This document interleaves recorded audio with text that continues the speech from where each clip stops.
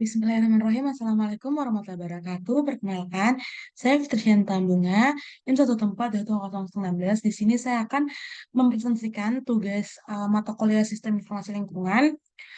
Saya dari kelas Sistem Informasi Lingkungan kelas C.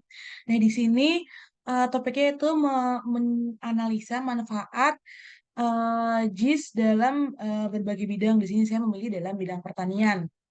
Kemudian yang saya angkat sendiri itu judulnya yaitu Sistem Informasi Geografis Lahan Pertanian Rawan Kebakaran di Kota Singkawang. Nah, tujuan dari analisis kali ini itu pertama, transferentisasi dan dokumentasinya data dan informasi pemetaan lahan pertanian rawan kebakaran baik secara numerik maupun spasial sehingga dapat mendukung penetapan strategi penanggulangan kebakaran hutan dan lahan yang berdaya guna dan berhasil guna. Kemudian yang kedua yaitu tersajikannya data dan informasi lahan pertanian rawan kebakaran dalam format yang accessible ataupun yang bisa diterima dan sesuai dengan standar baku perpetaan di Indonesia.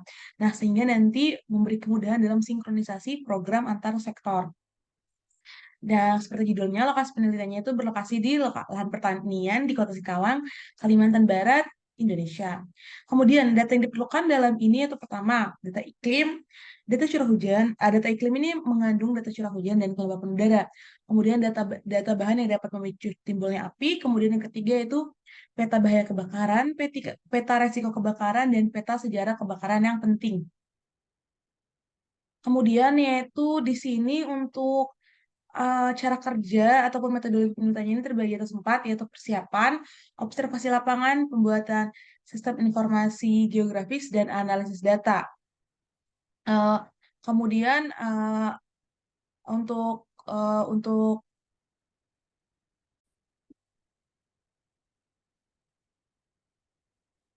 cara kerja itu persiapan. Yang pertama, persiapan ini terbagi atas dua, yaitu koordinasi dengan BPD Kota Singkawang dan dinas terkait. Kemudian yang kedua yaitu pengumpulan data sekunder. Kemudian yaitu observasi lapangan. Nah, observasi lapangan ini pertama yaitu adalah inventarisasi potensi setiap daerah, desa, serta hambatan-hambatan yang berkaitan dengan pencegahan sektor lahan. Kemudian itu juga ada survei lapangan mengenai data geografis, luas area atau lahan pertanian lahan kebakaran. Kemudian yaitu uh, ada yang ketiga adalah pembuatan sistem informasi geografis.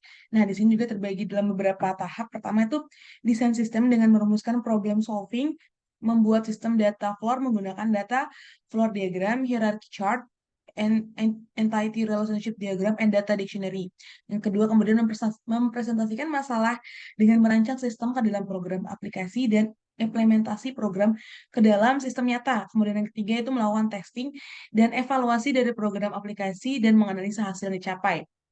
Dalam pembuatan informasi geografis ini ada beberapa aplikasi ataupun software yang digunakan. Yang pertama itu ArchMap untuk pengolahan data spasial, kemudian Spatial Analyst dan 3D Analyst untuk menganalisa data spasial berdasarkan hasil pengukuran daerah yang menjadi objek kegiatan ke dalam bentuk dua dimensi dan tiga dimensi. Kemudian yaitu Data Terrain Model atau DTM Surface Area, yaitu untuk menampilkan gambaran umum permukaan lahan secara tiga dimensi berdasarkan ketinggian, sehingga dapat membentuk kontur dari lahan yang akan dikembangkan. Kemudian 4 Avenue, yaitu untuk mengumpulkan unjuk kerja ArcView JIS dengan menggunakan bahasa RScript. Kemudian yaitu RQ Extension, yaitu merupakan tool yang dapat membantu proses pengolahan dan analisis data. Kemudian ArchV2Cat, yaitu merupakan aplikasi untuk mengkonversi dari file ArchView JIS ke file berformat CAD sehingga mempermudah proses pengolahan data spasial.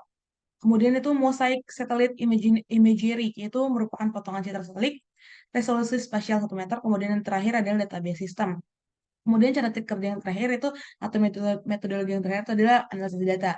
Analisis data juga terbagi atas tiga. Yang pertama adalah analisis potensi setiap daerah serta hambatan-hambatan yang berkaitan dengan pencegahan pada sektor lahan dan penyusunan kebijakan. Kemudian membuat strategi untuk mencegah terjadi kebakaran lahan pertanian rawan kebakaran tersebut. Yang ketiga penyusunan peta tematik daerah ataupun kota dan inventarisasi dan membuat database dari pengumpulan data tersebut. Nah, itulah cara kerja dari penelitian kali ini. Kemudian itu pembahasannya, singkatnya pembahasannya sini itu metode kebakaran merupakan model spasial yang digunakan untuk merepresentasikan kondisi di lapangan terkait dengan resiko terjadi kebakaran hutan dan lahan.